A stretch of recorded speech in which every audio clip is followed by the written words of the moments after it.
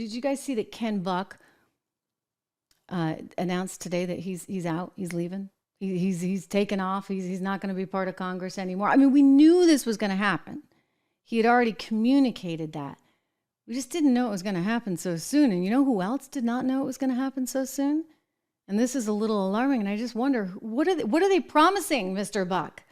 Like, what's the deal? What are they giving you that you're making this quick exit, Irish exit out of Congress? I mean, I get it. You don't really like being on Capitol Hill. Who would? I mean, I can't even imagine having that job. But Mike Johnson was saying, this is a little bit of a surprise. Here are his comments here.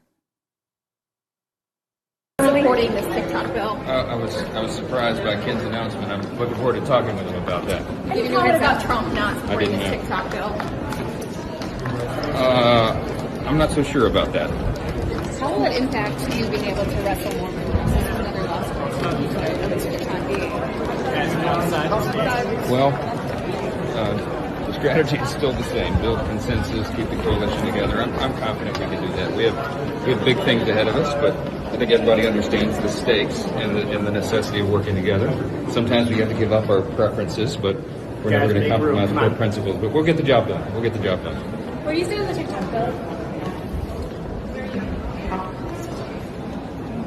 Supporting this TikTok bill. I was surprised by Ken's announcement. I'm looking forward to talking with him about that. Mike Johnson being caught by surprise. The buck is out. And so the problem here now is there's like a 1 vote difference between the Democrats and the Republicans. And so that's a little bit scary. I mean, at least, if the Republicans have the upper hand, hopefully we don't have insane total chaos. But the way this is currently looking, this is frightening. I mean, you could actually see Hakeem Jeffries as Speaker of the House by the time we get to the election in November. So I'm like, seriously? Like, Ken, like, why? Why now? And I wonder, I mean, when you talk about these institutions being ever so slightly corrupted, he get like some big deal, like they're gonna give him a great deal, and that's why he left. I don't know.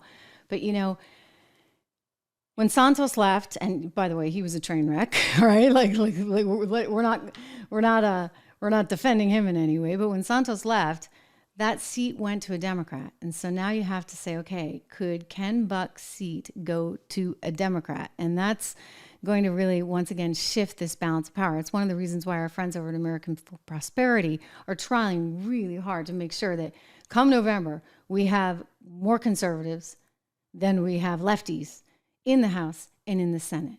And so this is so important right now because, if Donald Trump wins, and I think he's got a real good shot, ladies and gentlemen, a really good shot. But again, there's going to be a lot of pressure on Lara, which we'll get to.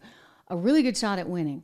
So if he wins, that's great. But you got to have everything, sort of the wind at your back, right? You want to have the House. You want to have the Senate because you want to be able to get your policies through. And he's great with policies. He's great with trade policies. He's great with border policy. And he's good with economic policy, fantastic with economic policy. But the only way that you're really going to be able to get your agenda done and across is if you have the House and the Senate. So AmericansForProsperity.org, go check them out. They're doing what they can. And it's important right now. It really is important because there is so much at stake.